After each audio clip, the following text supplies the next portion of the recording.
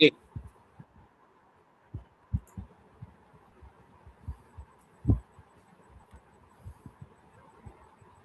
তো আপনারা এই মুহূর্তে দেখতে পারেন যে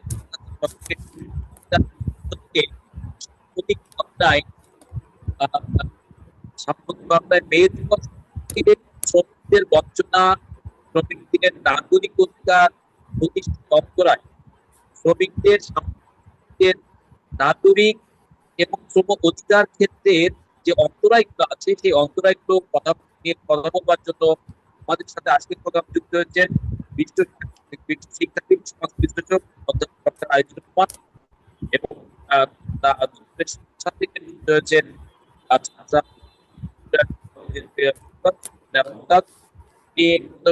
অধ্যাপক ডক্টর আইনুল রহমান জানাচ্ছি আপনার দুজনকে শুভেচ্ছা সালাম জানাচ্ছি। আসসালামু আলাইকুম।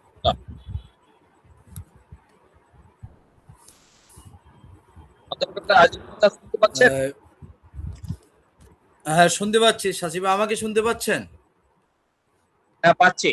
আমি আজকে সাম্প্রতিক আলোচ্য বিষয় জাতীয় পর্যায়ে শ্রমিকের মূল্য যাতে আজও অবধি কেন শ্রমিকরা শ্রমের অধিকার থেকে বঞ্চিত হচ্ছেন। বাংলাদেশে 13টি শ্রম আদালত, 27,000 মামলার জট আছে। আর দিনে মামলা নিষ্পত্তি কথা থাকলেও 6 মাস গেলে তারা মামলা নিষ্পত্তি পান না। এক্ষেত্রে আমাদের সমাজে শ্রমিকদের অধিকার প্রতিষ্ঠার ক্ষেত্রে বা অধিকার শ্রম অধিকার বা মূল্য পাওয়ার ক্ষেত্রে সামাজিক এবং রাষ্ট্রীয় ক্ষেত্রে জায়গাতে কোন জায়গাতে প্রতিবন্ধকতা আছে আপনার পর্যবেক্ষণে স্যার? শ্রমরা কেন আজও বা শ্রমের অধিকার থেকে বঞ্চিত, সামাজিক সুরক্ষা থেকে বঞ্চিত আছেন? এর কারণ সামাজিক এবং রাজনৈতিক কি কি কারণ থাকে? ধন্যবাদ সাচি ভাই, ধন্যবাদ আজকের প্রোগ্রাম জি। উপস্থিত প্রেজেন্টার যারা আছেন সবাই। আমাদের শ্রমিক আজকে যেহেতু পয়লা মে, মে দিবস, মে দিবসের একটা ইতিহাস আছে আমরা জানি। তো সেই ইতিহাসকে সামনে রেখেই আসলে শ্রমিকদের একটা করুণ ইতিহাস থেকেই মে দিবসটা আছে। আমরা জানি যে আমেরিকার শিকাগোর হে মার্কেটে একটা আন্দোলন থেকে আগাস্ট স্পাইস এবং পার্সনসকে আসলে হত্যা করা হয়েছিল। সেখান থেকে আসলে এটার স্টার্ট হয়েছে। তো আমাদের আসলে এছাড়াও ব্রিটিশ ভারতে ফ্যাক্টরি অ্যাক্ট নামের একটা অ্যাক্ট ছিল। এটা হলো 18 সেঞ্চুরিতে। তো সেই সময়ে কিন্তু 8 ঘন্টা কাজের দাবি এবং এখানে চাইল্ড লেবারকে ডিফাইন করা হয়েছিল। সাথে সাথে 1 ঘন্টা ইন্টারভেল এবং স্টার্ট করা হয়েছিল। তখন থেকে সেটা এখনো কন্টিনিউ আছে। তো আমরা আসলে শ্রমিক অধিকার যে বিষয়টা হয়েছে, অনেকগুলো মামলা জট রয়ে গিয়েছে। এখানে আমাদের যে বিষয়টা আসলে বেসিক সেটা হলো যে আমরা আইন সম্পর্কে খুব বেশি অবগত না। আমাদের একটা লেবার ল আছে, লেবার কোর্টও আছে। তো সেই কোর্টে আমরা কিন্তু অ্যাপিল করতে পারি যে কোনো বিষয়ে, এবং লেবার যে লটা আছে, ল সম্পর্কেও আমাদের আসলে ধারণা নেই বলা যায়। কারণ আমাদের যারা লেবার আছে, লেবারকে আমরা অনেকভাবে ডিফাইন করতে পারি, কারণ কর্মজীবী আসলে সবাই লেবার। এখন এখানে সেই আমরা যদি স্পেসিফিক একটা শ্রেণীকে এখানে ডিফাইন করি, শুধুমাত্র কম বেতন বা কম মজুরি প্রাপ্ত মানুষদেরকে, সেটাও আসলে ঠিক হবে না। কারণ লেবারটাকে আসলে একেবারে যারা নিজের শ্রম বিনিময়ে কিছু আর্ন করে সেটাকেই লেবার বোঝায়। তো সেই ক্ষেত্রে সবগুলো পেশাজীবী যারা আছে সবাই কিন্তু লেবারের অন্তর্ভুক্ত আর কি। তো এই ক্ষেত্রে দেখা যাচ্ছে যে আপনি যেটা আইনের কথা বলেছেন, আইনের বিষয়টার ক্ষেত্রে প্রথমত আমাদের সোশিও ইকোনমিক যে স্ট্রাকচার সেটা একটু এখানে বলা দরকার। সেটা হলো আমরা যদিও কাগজে কলমে বলি যে আমাদের প্রায় 80% মানুষ শিক্ষিত, কিন্তু আসলে শিক্ষা বলতে যে জিনিসটা বোঝায় সেই জিনিসটা কিন্তু আসলে আমাদের পার্সেন্টেজটা খুবই কম। আমি বলবো বিলো 20%। কারণ তারা সচেতন শিক্ষিত, অর্থাৎ তারা তাদের রাইটস গুলো সম্পর্কে জানে, কোথা থেকে সেগুলা স্টার্ট করতে হয় সেগুলো তারা জানে, কিন্তু ম্যাক্সিমাম কিন্তু আসলে জানে না। না জানার অনেকগুলো কারণ আছে। কারণ আমাদের যে পলিটিক্যাল কালচার, আমাদের সোশ্যাল স্ট্রাকচার, এটা এতটাই রুডিমেন্টারি লেভেলের যে এই জায়গাটাতে আসলে আহ, শুধু আমাদের কম মজুরির মানুষগুলা না, অনেক উচ্চ মজুরি মানুষটাও কিন্তু এখানে অনেক সময় ডিপ্রাইভড হচ্ছে। আজকে যেমন আমরা পত্রিকায় একটা বিষয় এসেছে, আপনি দেখেছেন কিনা, যে ওয়েলস ফ্লাওয়ার স্কুলের একজন শিক্ষক এবং সেই শিক্ষকের সঙ্গে বিচারপতির ছেলে নিয়ে একটা বিষয়, এটা দেখেছেন আর কি। তো এটা নিয়ে কিন্তু কাদা চালাচালি পত্রিকাগুলোতেও চলতেছে। আসলে অ্যাকচুয়াল দোষীকে সেটা ডিফাইন করা কঠিন। আমরা জানি স্কুলগুলোতেও কিন্তু প্রবলেম আছে এবং টিচাররা কিন্তু একটা কোচিং নামে আর কি এখানে গার্ডিয়ানদের বা বাচ্চাদের হ্যারেস করতেছে। এটা খুবই আহ, আহ, বলা যায় পরিচিত একটা বিষয়। সব স্কুল কলেজেও এই সিস্টেমটা আছে এবং প্রাইভেট না পড়লে স্টুডেন্টরা ভালো মার্কস পায় না, এটা কিন্তু সত্য। অর্থাৎ এখানে কে দায়ী কে আহ, দোষী কে দোষী না, সেটার চাইতে বড় বিষয় হলো সিস্টেমটা। তো এই সিস্টেমটা আমরা আমাদের 56 বছরের রাজনৈতিক ইতিহাসে আমরা একটা মসৃণ সিস্টেম ডেভেলপ করতে পারিনি বাংলাদেশে। এটা আমাদের অত্যন্ত দুর্ভাগ্য। এবং আমরা দেখেছি যে একটা একটা রিজিউম চেঞ্জ হয়, কিন্তু আসলে আলটিমেটলি সাধারণ যারা জনগণ তাদের খুব একটা কিন্তু পরিবর্তন হয় না। তো আজকে যেহেতু আমাদের ফোকাসিং এরিয়াটা লেবার এবং এই বিষয়টা নিয়ে যে মামলাগুলো আছে, এই মামলাগুলোর জন্য আসলে আমাদের অনেকগুলা কিন্তু আইনি সহায়তা গ্রুপ আছে, বেলা আছে বা আদার্স। আমরা কিন্তু যে বিশেষ করে আমরা তাদের সহায়তা নিতে পারি এবং তারা কিন্তু স্বেচ্ছায় সহযোগিতা করে থাকে। কিন্তু ব্যাপার হলো এই ইনফরমেশনগুলো আমরা কতটা জানি সেটা একটা ব্যাপার। কারণ যারা লোয়ার ক্লাসের আছে, লোয়ার ক্লাস বলতে আসলে এখানে আহ, যাদের শিক্ষার হার কম, আমি বুঝাচ্ছি কম মজুরি বা সামাজিক যদি আমরা স্তর মানে স্ট্রাটিফিকেশন বলি, সেই যারা কম মজুরিতে বা আর্থসামাজিক দিক থেকে মানে নিম্ন পর্যায়ে অবস্থান করে তাদের ক্ষেত্রেই। তো এই ক্ষেত্রে যে হয় তারা আসলে নিজেরাও আইডেন্টিফাই করতে পারে না, তারা জানে না কোথায় সাহায্য আছে। আর আমাদের বিশেষ করে যে ইনস্টিটিউটগুলো আছে, যেগুলো আমরা এই বিভাগগুলোর প্রত্যেকটা ক্যাটাগরিতে মাকড়সার জাল মতো একটা সিস্টেম তৈরি করা আছে। অর্থাৎ কোন একজন ব্যক্তি যেখানে যাবে, যার কারণে জনগণ কিন্তু কখনোই আমাদের গভর্নমেন্ট যে সার্ভিস সেক্টর গুলো আছে সেখানে যেতে চায় না, কারণ জানে এটা একটা হ্যারাসমেন্টের হাব। এখানে গেলেই আমরা আমাদের সেবা পাওয়ার চাইতে আমরা হ্যারাসমেন্ট হতে পারি। থানায় একটা মানুষ যায় কিন্তু খুব বাধ্য হয়ে। আমাদের দেশে এরকম সিস্টেম গড়ে ওঠেনি যে যে কোনো একটা প্রবলেম ফেস করে মানুষ থানায় যাবে, কারণ জানে আমি থানায় যাব, থানায় যাওয়ার পুলিশ তাকে হ্যারেস করতে পারে, উল্টোভাবে ঝামেলা করতে পারে। এই চিন্তা করে কিন্তু থানায় যায় না। কিন্তু আপনি ওয়েস্টার্ন ওয়ার্ল্ডে দেখেন ছোটখাটো বিষয়ে কিন্তু তারা পুলিশের সাহায্য নিচ্ছে এবং তারা সাহায্য করতেছে। অর্থাৎ পুলিশ যেখানে সাহায্যের ভূমিকা আছে, বাংলাদেশে সেখানে কিন্তু সেখানে একটা শোষকের ভূমিকা। অর্থাৎ তারা কিভাবে শোষণ করবে সেই বিষয়টার কিন্তু লেগে আছে। হয়তো সব ক্ষেত্রে না, কিছু মানবিক পুলিশ আছে আমরা দেখেছি, কিন্তু মেজর ক্ষেত্রে কিন্তু এইটা আমরা অবজার্ভ করতেছি আর কি বাংলাদেশে। তো আমি অ্যাডমিনিস্ট্রেশনেও যান। এটার কারণ- এই অধ্যাপক স্যার, এটার কারণ কি শ্রেণী বিভাজনের তীব্রতা মারাত্মক। শ্রেণী বিভাজিত সমাজ, শ্রেণী বিভাজিত এবং অ্যাডমিনিস্ট্রেশন ও শাসন এবং সমাজ একটা ডিফারেন্ট হয়ে গেছে। 103% কালচারটা এখানে ধনী দরিদ্রের ব্যবধান মারাত্মক। সব এদিকে এখানে আছে, উত্তরে আছে। হ্যাঁ, শ্রেণী বৈষম্য, ধন্যবাদ সাচি ভাই। শ্রেণী বৈষম্য আসলে আমরা শ্রেণীর কথাটা বলতে গেলে কার্ল মার্কসকে যেতে হয়। কার্ল মার্কসের একটা বিখ্যাত বই আছে, এ ক্রিটিক অফ পলিটিক্যাল ইকোনমি। তো এখানে কার্ল মার্কস কিন্তু ওই ক্লাস স্ট্রাগল মানে শ্রেণীর কথা বলেছেন এবং কার্ল মার্কস এই শ্রেণীকে ডিফাইন করতে গেলে সমাজকে কয়েকটা খণ্ডে বিভক্ত করেছেন। সে বলেছেন যে primitive communism, barbarism, feudalism, capitalism, socialism, communism, অনেকগুলো স্টেজে কিন্তু ভাগ করেছে সোসাইটিকে। তো এর প্রত্যেকটা স্টেজে কিন্তু একটা সংগ্রামের ইতিহাস আছে। সে শ্রেণীকে class in itself, class for itself, এর ট্রান্সফরমেশনের কথাগুলো কিন্তু কার্ল মার্কস বলেছে। যাই হোক, এগুলো অনেক ডিপের কথা। তো ওইটার প্র্যাকটিক্যাল ফর্মে যদি আমরা দেখি যে কার্ল মার্কস আসলে বন্ধু ছিল ফ্রেডস অ্যাঙ্গেলস এবং ব্রিটেনের হ্যাম্পশায়ারে সেই সময়টাতে প্রচুর টেক্সটাইল ইন্ডাস্ট্রি ডেভেলপ করেছিল। এবং কার্ল মার্কস নিজে যখন সেখানে ভিজিট করেছিল, দেখলো যে আসলে এই শ্রেণীর মানুষের কোনো অধিকার বলতে কিছুই নাই। তখন থেকেই কিন্তু তিনি দেখেছেন সমাজে আসলে দুইটা শ্রেণী, একটা শ্রেণী শোষিত বঞ্চনার শিকার, আর একটা শোষক শ্রেণী। এই যে শ্রেণী বিষয়টাকে উনি দুইটা ক্যাটাগরিতে ভাগ করেছিলেন, যদিও একটা সার্ভার প্রোলাতেরিয়াত উনি এই শব্দটা ব্যবহার করেছিলেন। আহ, কিন্তু আলটিমেটলি বাংলাদেশের আসপেক্টে যদি আমি দেখি, এখানে এই শ্রেণী বিভাজনটা আরো কয়েকটা ক্যাটাগরিতে আছে। যেমন আমরা যদি বলি সেই প্রপার্টির বা পাওয়ারের বেসিসে বলি, তাহলে লোয়ার ক্লাস আছে, লোয়ার মিডিল ক্লাস, আপার মিডিল ক্লাস এবং আপার ক্লাস।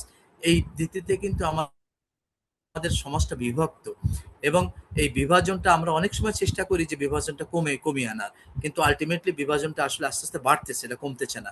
কারণ আমরা দেখি যে যত সময় সিস্টেমগুলা আসলে জনগণের জন্য কাজ করবে, তখনই কেবল আসলে শ্রেণী বিভাজনটা কমে যাবে। কিন্তু সিস্টেমগুলো যদি জনগণের বিরুদ্ধে কাজ করতে থাকে, তাহলে সে বৈষম্যটা আরো বাড়তে থাকবে। কারণ আমরা সব একটা পাওয়ারের, আমরা সংবিধানে বলতেছি যে আইনের চোখে সবাই সমান, কিন্তু আলটিমেটলি সেটা কি হয়, আমাদের যখন একটা রাষ্ট্রপতি বা প্রধানমন্ত্রী রাস্তা দিয়ে যায়, তখন আমরা সবকিছু ব্লক করে দিয়ে তার জন্য স্পেশাল আইন তৈরি করি। অথচ আমাদের সংবিধানে আমরা বলতেছি যে সবাই আইনের দৃষ্টিতে সবাই সমান, রাষ্ট্রের সবাই সমান অধিকার পাবে। সেটা কি হচ্ছে? আমরা শিক্ষাক্ষেত্রে দেখি, আমরা বলতেছি যে ফান্ডামেন্টাল রাইটস হলো খাদ্য, বস্ত্র, বাসস্থান, শিক্ষা, চিকিৎসা, কিন্তু শিক্ষার ক্ষেত্রে কি সেটা হচ্ছে? শিক্ষার ক্ষেত্রে একটা বৈষম্য আমরা তৈরি করে রেখেছি। আমরা দেখতেছি যে যারা সরকারি প্রতিষ্ঠানগুলোতে পড়তেছে, প্রাথমিক বিদ্যালয়ে দেখি একটা টাইম যারা ইংলিশ মিডিয়াম স্কুলগুলোতে পড়তেছে তাদের সুবিধা, এখানেও তো আমরা শিক্ষা ব্যবস্থায় বৈষম্য করে রেখেছি। আমরা সেবা ক্ষেত্রেও কিন্তু আমাদের একটা বৈষম্য আছে। যদি একজন সরকারি কর্মকর্তা বা সে যদি মনে করেন একটা সেবার জন্য সরকারি অফিসে যায়, তাকে যেভাবে ট্রিট মূল্যায়ন করতে চায় না, তাহলে আমাদের যারা সেবা দিচ্ছে তাদের প্রপার কোনো ট্রেনিং নেই, বা তাদের জনগণ সম্পর্কে কোনো ধারণা দেওয়া নেই। তো এই যে বিষয়গুলো আছে, এখান থেকে আমরা আসলে বের হওয়ার কোনো সুযোগ পাচ্ছি না। এটা ওভারঅল একটা গ্রস প্রবলেম বাংলাদেশের। তো এখান থেকে আমরা যদি বের হইতে চাই, তাহলে অবশ্যই একটা সুশাসন, গুড গভর্নেন্স দরকার, এবং ট্রান্সপারেন্সি, এবং আমরা অ্যাকাউন্টেবিলিটি দরকার। আমরা দেখতেছি গভর্নমেন্ট আইন করতেছে কিভাবে, সেখান থেকে সরকারি কর্মচারীদের বিরুদ্ধে কোনো মামলা করা যাবে না, মামলা করলে তাদের প্রপার অথরিটির অনুমোদন নিতে হবে। হয় তাহলে কি তারা আরো বেশি করাপশনে ডুবে যাবে, কারণ তাদের বিরুদ্ধে অভিযোগ তো আপনি করতেই পারতেছেন না। মানে এইভাবে কিন্তু আমরা যে বিষয়গুলো চিন্তা করতেছি, আমরা কখনোই শ্রমিকদের কোনো ইউনিয়ন বা সেখানে গভর্নমেন্ট সাবসিডির ব্যবস্থা করিনি। আমি যদি কৃষকদের এই ফ্রেমে ফেলি, আপনি যদি ফিলিপাইন্সে দেখেন, তো ফিলিপাইন্সে কৃষকদের একটা ইউনিয়ন আছে, এবং সেখানে কৃষি অফিসাররা কিন্তু তাদের সঙ্গে ট্যাগ আছে, তাদের দাবি দাবাগুলো মানতেছে, সাথে সাথে গভর্নমেন্ট সার্ভিস দিচ্ছে। এতে কি হলো, একটা কমিউনাল সিস্টেম তৈরি হয়েছে। এবং আমরা যাচ্ছি, কিন্তু আমাদের কৃষক সমাজ ইউনাইটেড না, তাদের কোনো অর্গানাইজেশন তৈরি করতে পারেনি, এবং গভর্নমেন্টের যে সার্ভিসগুলো আছে, যে কৃষি অফিসার, তারা কিন্তু অ্যাক্টিভেট না। একইভাবে আমরা যদি আমাদের ডেইলি নিডসের ক্ষেত্রে দেখি, একজন স্যানিটারি ইন্সপেক্টর কিন্তু আছে, কিন্তু স্যানিটারি ইন্সপেক্টরের কাজ হলো যে বাজার নিয়ন্ত্রণ করা, বাজারে দ্রব্যমূল্য ঠিক আছে কিনা, বা ঠিক মতো জনগণ সেবা পাচ্ছে কিনা। কিন্তু আমার মনে হয় প্রত্যেকটা এলাকায় যে একজন স্যানিটারি ইন্সপেক্টর থাকে, তাকে জনগণ চেনে কিনা সন্দেহ, অর্থাৎ সে তার সেবায় নিয়োজিত নেই। তো এইভাবে মনে করেন আমাদের যারা গভর্নমেন্ট জবে আছে, বা তারা মনে করে যে আমরা রাজার একটা আসনে বসে গিয়েছি, আমাদের কাজ এখন জনগণকে ডোমিনেট করা, নিজেদের অর্থসম্পদ তৈরি করা, আমাদের গাড়ি বাড়ি করতে হবে, বিদেশে আমাদের বাড়ি করতে হবে। এই ধরনের টেন্ডেন্সি কিন্তু রয়ে গিয়েছে, যার কারণে এই সমাজে পরিবর্তন হচ্ছে না। এবং আপনি দেখেন যে যারা রাজনীতিতে, এরা সব ব্যবসায়ী শ্রেণী, এবং ব্যবসায়ী শ্রেণী যখন রাজনীতিতে মন্ত্রী হচ্ছে, এখানে সাধারণ বা জনগণের বন্ধু হিসেবে তো কেউ আসতেছে না, তাহলে পরিবর্তনটা আপনি কাকে দিয়ে করবেন? যখন একটা অলিগার্ক শ্রেণী তৈরি হচ্ছে, এবং সেই শ্রেণী যখন ডমিনেট করতেছে, তাহলে সেই শ্রেণীর কাছ থেকে আপনি সেবা তো আশা করতে পারবেন না। অর্থাৎ সেবা করতে গেলে, আপনি আজকে যে ইউরোপের কথা বলতেছি, ইউরোপ কিন্তু আজকে সেটা জনগণের জন্য তারা একটা কমিউনাল সিস্টেম তৈরি করেছে। এটা তৈরি করার পিছনে কারণ হলো যে ইউরোপে অনেকগুলো রেভুলেশন, আমরা জানি ফ্রেঞ্চ রেভুলেশন, ইন্ডাস্ট্রিয়াল রেভুলেশন হয়েছিল, যার মাধ্যমে রেনেসাস হয়েছিল। এর মাধ্যমে তাদের পরিবর্তন, একটা কমিউনাল সিস্টেম তারা তৈরি করেছে, এবং জনগণের জন্য ওয়েলফেয়ার স্টেট তৈরি করতে পেরেছে। কিন্তু আমাদের এখানে অনেকগুলো রেভুলেশন হইলেও ঘুরে ফিরে সে অলিগাররা আবার ক্ষমতায় এসেছে, যার কারণে অ্যাকচুয়াল যে সিনারিওটা পরিবর্তন হয়নি, যেটা 56 বছরে কিন্তু আমরা পরিবর্তনটা দেখিনি। তো আমাদের কিন্তু আলটিমেটলি ওই সেই শ্রেণীটাই কিন্তু ক্ষমতায় আসতেছে, এবং তারা তাদের জন্য কাজ করতেছে। আলটিমেটলি জনগণকে শুধু একটা করে মূলা ঝোলানোর মতো রেখে দিচ্ছে, আর আলটিমেটলি পরিবর্তন হচ্ছে না। এটাই কিন্তু আমাদের অবজারভেশন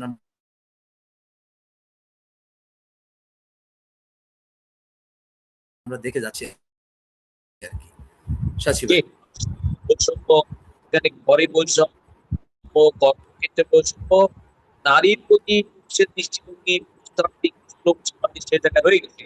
আমি তাদের ক্ষমতা আপনার কাছে বলবো, আপনি সমাজসেবী কাজে আছেন, এই পুরুষের দৃষ্টিভঙ্গি নারীর প্রতি, পাশাপাশি নারী ঘরের থেকে গ্রামীণ আদালত, জজ আদালতে নারীর প্রতি একটা দৃষ্টিভঙ্গি, সে নারী, নারীর প্রতি অবাঞ্ছিত ব্যবহার, তারপরে অমানবিক আচরণ, এই নারী পুরুষের বৈষম্যটা তো তীব্রতা নারী যেখানে যে অপরাধী পায়, সেখানে যে অপরাধী পায়, সেটা চাকরি, এখানে বৈষম্যটা মানে সেটা খুব আপনি দেখতে পাবেন। নারী পুরুষের বৈষম্য, নারী নারীর প্রতি অন্যায় অবিচার,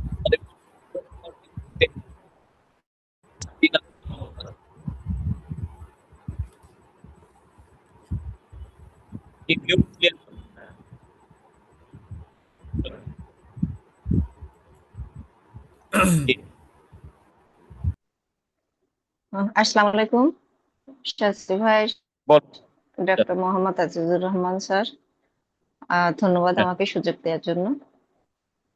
আসলে যদি আমরা আহ, নারী বৈষম্যের কথা বলি, তাহলে নারীরা আসলে বৈষম্য শিকার নারী হয়ে ওঠার আগে থেকেই শুরু হয়। যখন তারা বাচ্চা থাকে, দেখেন একটা ছেলে ভূমিষ্ঠ হওয়ার, একটা মেয়ে ভূমিষ্ঠ হওয়ার পরিবেশটা কিন্তু একটু অন্যরকমই থাকে। ঠিক ভূমিষ্ঠ হওয়া মাত্র এই বৈষম্যটা সৃষ্টি হয়।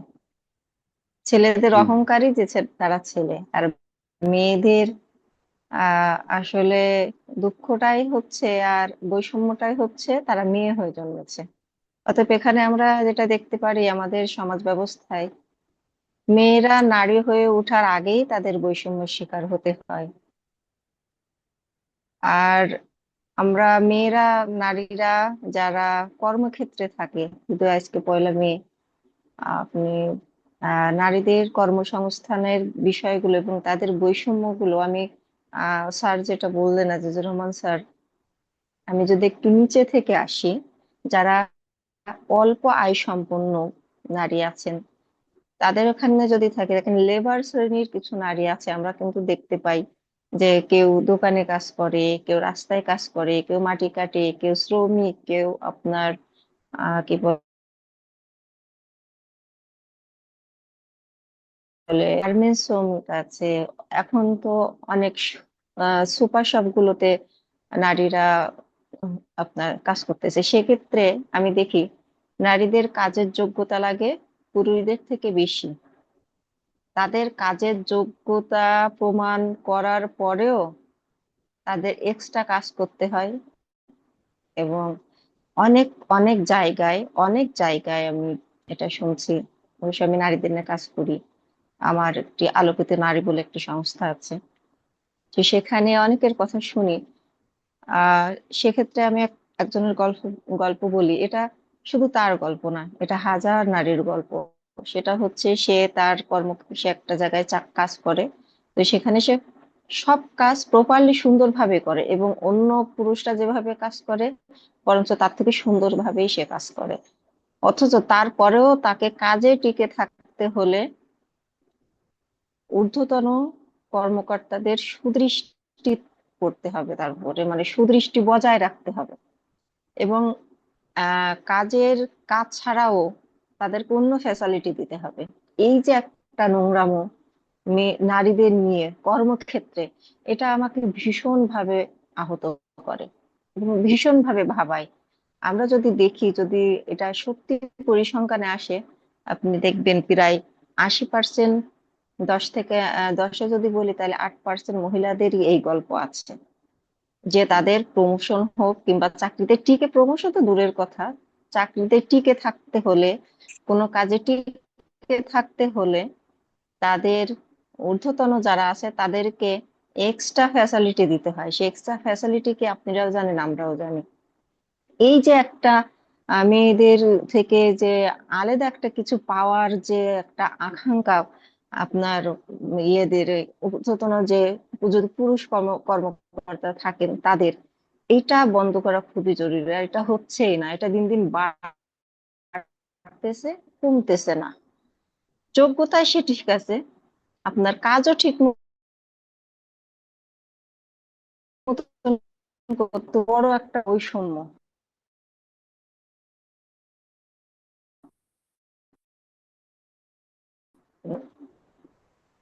আমার কথা হচ্ছে কেন, যদি সে যোগ্য না হতো আপনি তাকে তো অ্যাপয়েন্টমেন্ট করা হতো না।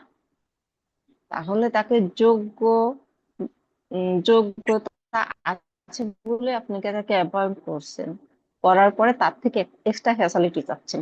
এবং যে কোনো কাজে আপনি দেখেন, আপনি একটা অন্য কাজে যাবেন, বাইরে একটা কাজে যাচ্ছেন,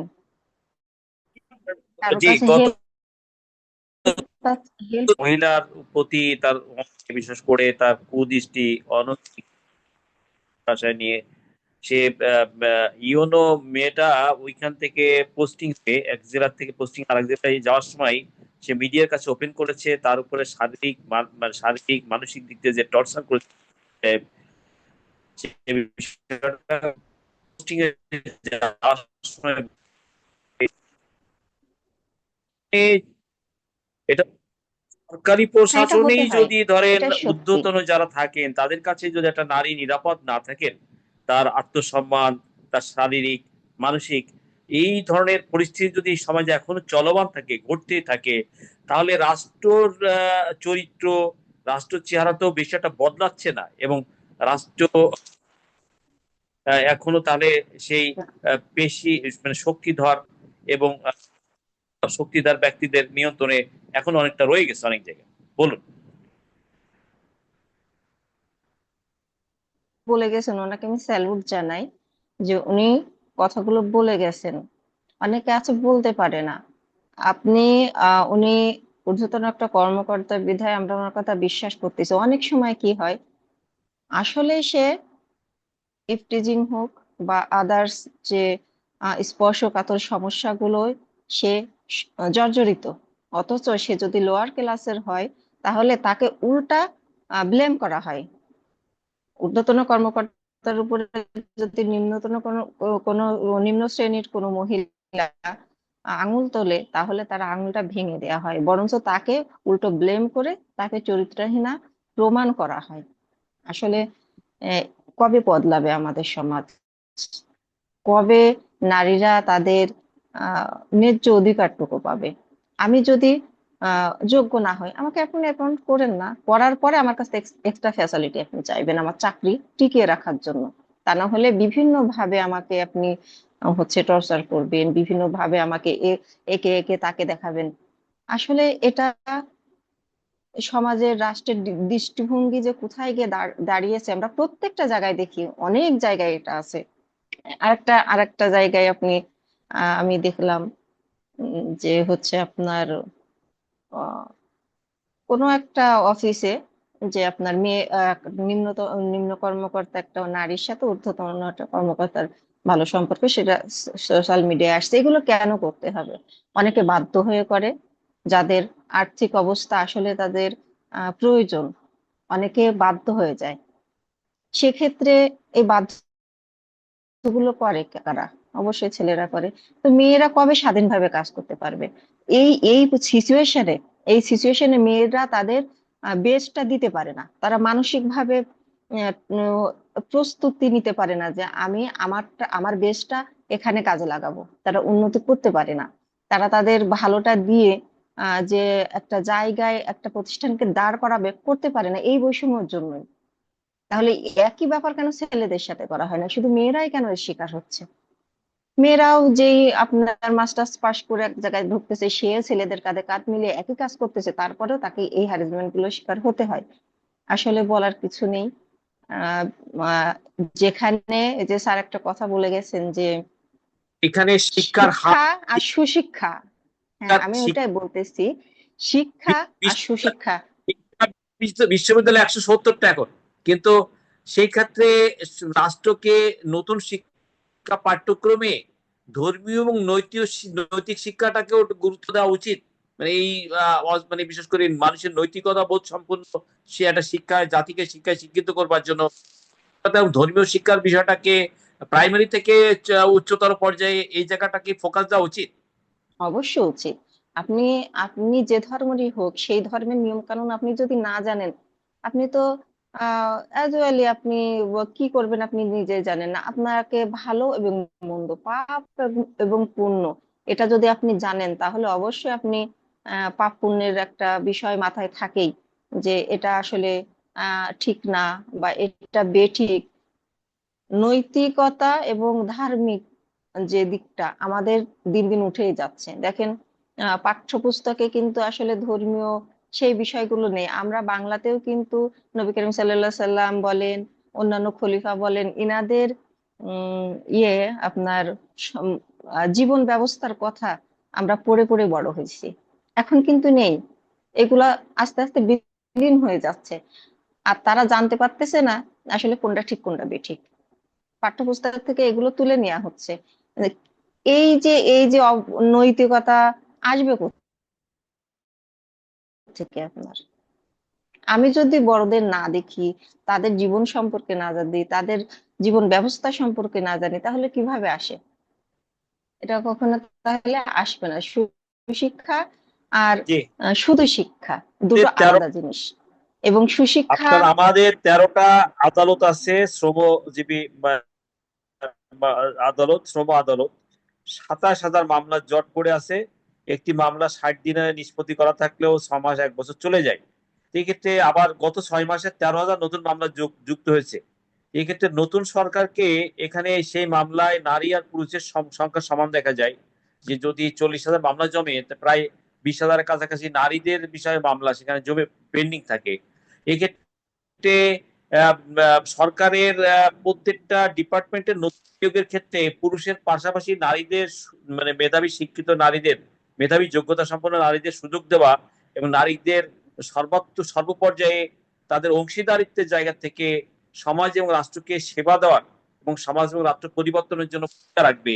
এই জায়গাতে নতুন সরকার কি নারীদের ব্যাপারে বিবেচনা করতে পারে? সর্বত্র নিয়োগ, নারীদের কল্যাণকার কাজে নারীদের অংশগ্রহণ। হ্যাঁ, এটা তো অবশ্যই রাষ্ট্রের উচিত যে আহ সর- সব সব ক্ষেত্রেই নারীদের অংশীদারিত্ব রাখা। আপনি যেটা বলতেছেন যে আদালতে যদি 40টা কেস থাকে, 20টা নারীদের থাকে, আসলে মহিলারা যে বিষয়টাই যেখানে যাক না কেন, তাদেরকে সব জায়গায় বৈষম্যের শিকার হতে হয়। আপনি যে কোনো হলো কেসের ব্যাপারে দেখেন, যদি একটি মেয়ে গিয়ে একটা অভিযোগ করে, সে অভিযোগটা আমলেই আনা হয় না। তার জন্য অভিযোগ করতে হবে পুলিশের কাছে গিয়ে, ওই পুলিশের কাছে অভিযোগ করার জন্য আবার একজনকে ভাড়া করে আনতে হয়, যে খুব নাম ডাক যারা আছে, রাজনৈতিক ক্ষমতা যারা আছে, তাকে নিয়ে এসে তারপরে কেসটাকে ভারী করতে হয়। এই বৈষম্যটা কবে যাবে? এবং কেন মেয়েদেরকে আসলে মানুষ হিসেবে গণ্য করা হয় না? পুরুষরা যদি যায়, তৎক্ষণাৎ তার একটা পদক্ষেপ তো নেওয়া হয়, কিন্তু আসলে মানে আমি বলছি, পৃথিবী বলছে কবির ভাষায়, বিশ্বে যা কিছু সৃষ্টি এবং কর অর্ধেক তার করিয়াছে নারী অর্ধেক নর। আপনার নারী পুরুষের সম্পর্ক, এই আপনার রিলেশনশিপ, ফ্যামিলি লাইফ, সামাজিক জীবন, স্টেট স্টেট লাইফ, সৃষ্টিকর্তা নারী পুরুষকে পার্টনারশিপের মধ্যে দিয়েই তো এই কনজুগাল লাইফ থেকে family life, social life, state life. নারী আর পুরুষের সম্মিলিত আপনার রিলেশনশিপ ছাড়া, বন্ডিং ছাড়া তো সৃষ্টিকর্তাই পৃথিবীকে শুধু তো পুরুষকে দিয়ে সৃষ্টি করেন নাই। নারী আর পুরুষ দুইজনের সম্মিলিত, দুইজনের আপনার রিলেশনশিপের মধ্যে যদি পুরুষ নারীকে উভয়ের মধ্যে রাখেন, আমাদের পার্লামেন্টে 300টা সিটের মধ্যে সরাসরি আমরা দেখতে পেলাম আপনার 10 থেকে 12 জন নারীকে নির্বাচন মানে ইয়ে করা হয়েছে, নির্বাচনের সুযোগ দেওয়া হয়েছে। মানে মেবি 16 জন সব মিলায়, যে 300 জনের মধ্যে সরাসরি 16 জন নারীকে নির্বাচিত করা হয়েছে। এখন 50 জনকে সিলেক্টেড করা হচ্ছে। পুরুষ শাসিত সমাজে এই বৈষম্য তীব্রতা কন্টিনিউ করে, তাহলে সমাজের কাঙ্ক্ষিত পরিবর্তন বা বদল বা পরিবর্তন হবে না, সেটা সম্ভব নয়। না, এটা আসলে সম্ভব না, কারণ আপনি যদি মনে করেন যে আহ রাষ্ট্রে নারী নেই, নারীদের জন্য কি পুরুষ যারা থাকবে ক্ষমতা তাদের কিছু করার প্রয়োজন নেই, তাহলে একটা নারীর সব প্রয়োজনের বিষয়ে কি একটা পুরুষ আসলে জানতে পারে? তাহলে নারীদের কেন আসতে হয়? নারীর ক্ষমতায়ন করা হয়েছে নারীদের মঙ্গলের জন্য। যে দেশে অধিকাংশ জনগণই নারীতে পড়ে, অথচ তাদেরকেই সুবিধা বঞ্চিত রাখা হচ্ছে, তাদেরকেই বৈষম্যের শিকার হতে হচ্ছে। তাদের ব্যাপারগুলো নিয়ে একটা দেখেন, যদি আমি একটা মহিলা ক্রিমিনাল ধরতে যাই, তাহলে অবশ্যই তো আপনার এখানে একটা নারী দরকার আছে। একটা পুরুষ তো তার হাত ধরে নিয়ে আসতে পারে না, এটা তো কোনো লতে নেই। তাহলে আপনি যদি একটা নারীকে ক্ষমতায়নে না আনেন, নারীর বিষয়গুলো দেখবে কে? নারীর হয়ে কথা বলবে কে? একটা পুরুষ তো বলবে না। মানে এখানে দেখেন যে এখানে নারী কর্মক্ষেত্রে তার সমস্যা সৃষ্টি হচ্ছে, সেখানে আপনি রাজনৈতিক ক্ষেত্রে কি বলতে চাচ্ছেন? অতএব এই এই বিষয়গুলো রাষ্ট্রকে ভাবতে হবে। রাষ্ট্রই যদি অধিকাংশ মহিলার, অধিকাংশ নারীর দেশে যদি নারীদেরকে নিয়ে নারীরাই না ভাবে, পুরুষরাই যদি ভাবতো, তাহলে যেই বিষয়গুলো আমি আগে বলে আসছি এই বিষয়গুলো কি আসলে ঘটতো? কোনো কোনো মেয়েই সেভ না কোনো কোনো ছেলের কাছে, কোনো কোথাও না। না ভাইয়ের কাছে, না বাবার কাছে, না না হচ্ছে হাজবেন্ডের কাছে, না বন্ধুর কাছে, কোথাও সেভ না। সেক্ষেত্রে আপনি যদি একটা নারীদের সংস্থায় বা একটা নারী দিয়ে ক্ষমতায়নের ব্যাপারে, নারীদের অধিকার ব্যাপারে একটা নারীকেই সুযোগ না দেন, তাহলে এই সুযোগটা তো আরো বৃদ্ধি পেল তাদেরকে অত্যাচার করা, তাদের মানসিক শারীরিক ভাবে স্পর্শকাতর একটা বিষয়ের হচ্ছে কি বলা যায়, আপনার বৈষম্য করার, তো এটার সুযোগ হয়ে গেল। এটা তো আরো তাদের জন্য ভালো হলো, আপনাকে তার সুযোগটা আরো ভালো করে কাজে আজিজুর লাগাতে রহমান বললো। স্যার, আপনাকে ধন্যবাদ। সাবরিনা মাহমুদ, আজিজুর রহমান স্যার, বলি। আজকে শ্রম দিবসকে সামনে রেখে আমাদের বিশেষ করে থেকে আজিজুর রহমান স্যার, রাজনীতি, প্রশাসন, সমাজে সব নারীদের প্রতি, নারীদের প্রতি মানে একটা পাই। আপনি দেখুন পার্লামেন্টে আপনার ১৪ জনের মধ্যে প্রায় তারা থেকে ৩ জন দেওয়া হয়েছে, ৩ জনের মধ্যে ৩ থেকে ৪ জন, ৪ জনকে maybe। এই রাজনীতিতে আমরা নারী পুরুষের সমান অধিকারের কথা বলছি, সংবিধানে বলছি, কিন্তু বাস্তবে তার বিপরীত। এক্ষেত্রে পুরুষতান্ত্রিক সমাজে পুরুষের দৃষ্টিভঙ্গির বদলান দরকার এবং রাজনৈতিক সংস্কৃতির পরিবর্তন হওয়ার সময় দাবি।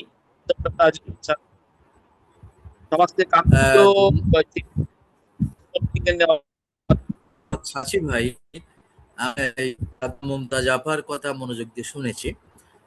উনি একটা কথা বলেছেন, আসলে ধর্মীয় একটা বিষয় নিয়ে এসেছেন চমৎকার ভাবে, যে আসলে আহ, যত সময় না সমাজের নৈতিক অবস্থানের উন্নতি হবে, অর্থাৎ নৈতিক দিক থেকে যদি আমরা স্ট্রং না হই, তাহলে সোসাইটিতে পরিবর্তন কখনোই আসবে না।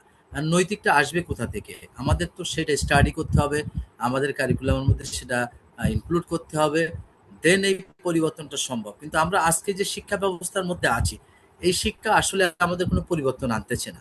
আমরা যতই সুশিক্ষিত বলতেছি, একাডেমিক্যালি আমাদের ডিগ্রি আসতেছে, আমরা জ্ঞান নিচ্ছি, কিন্তু অ্যাকচুয়ালি আমাদের নিজেদের ব্যক্তিক যে পরিবর্তন, এই পরিবর্তন, দৃষ্টিভঙ্গির পরিবর্তন, এটা কিন্তু আসতেছে না। আর এইটার পরিবর্তন যত সময় না আসবে, তত সময় সমাজের পরিবর্তন সম্ভব না। আর এই পরিবর্তন আনতে গেলে আমাকে অবশ্যই নৈতিক শিক্ষাকে ফোকাস করতে হবে। তো সেইটা ফোকাস আমরা মুখে বললেও আলটিমেটলি সেটা আমরা করি না। আমরা হয়তো অনেক সময় অফ ট্র্যাকে চলে যাচ্ছি, আহ, বলতেছি যে যেখানে আমরা অন্য কিছু এখানে ইনক্লুড করার জন্য বলা হচ্ছে বা প্রেশার ক্রিয়েট করা হচ্ছে। সবচেয়ে সমাজটাকে আসলে সোসাইটিতে একটা প্রেশার গ্রুপ হিসেবে কাজ করবে, যারা দেশটাকে বা জাতিকে একটা দিক নির্দেশনা দেবে।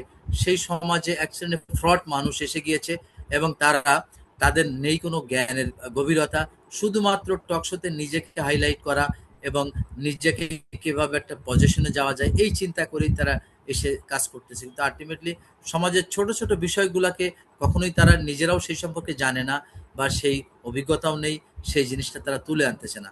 আমাদের সবচেয়ে বড় কথা যেটা, আমি যদি একটা স্ট্যাটিস্টিক্স আপনাকে দিই, যে আমাদের বাংলাদেশের ম্যাক্সিমাম মানুষ, বলা যায় 80% মানুষ তাদের নিজেদের সিকিউরিটি নিজেরাই নিয়ন্ত্রণ করে, অর্থাৎ স্টেট তাদের কোনো সিকিউরিটি নিয়ন্ত্রণ করতে পারে না, সিকিউরিটি দিতে পারে না। এটা সবচেয়ে অ্যালার্মিং একটা কিন্তু মেসেজ বা একটা স্ট্যাটিস্টিক্স আমি যেটা দিচ্ছি। কারণ আমি নিজেও যদি রাস্তায় যাই, তো আমি যদি এখন একটা পুলিশের কাছে সাহায্য চাই, আসলে আলটিমেটলি সে আমাকে সাহায্য করবে না, সে হয়তো দুই একটা কথা বলবে, কিন্তু তার কাছ থেকে যে ধরনের হেল্প পাওয়া দরকার সেটা পাওয়া যাচ্ছে না। আর এছাড়াও আমরা যদি আরো ডিভিশন নারী পুরুষের ক্ষেত্রে বলেছি, আসলে সাবরিনা আপা ঠিকই বলেছেন, আসলে মেয়েরা যে সে নারী হওয়ার আগে থেকেই তারা ভালনারেবল থাকে, জন্ম শুরু থেকেই একেবারে শেষ পর্যন্ত তাদের। আমি বলি যে আহ, আজকে আমার মেয়েটা কোচিং সেন্টারে যায়, আমি খুব যখন যাই তখন আসলে খুব চিন্তিত থাকি যে কোনো ঝামেলা হয় কিনা, বা মানে ওই সিকিউরিটি আমি আমি নিজেও মানে শঙ্কার মধ্যে থাকি যে আসলে কোনো ঝামেলা হয় কিনা। আমরা দেখতেছি অহরহ অনেকগুলো ঘটনা আমরা পত্রিকায় দেখেছি যে একজন গর্ভবতী মহিলা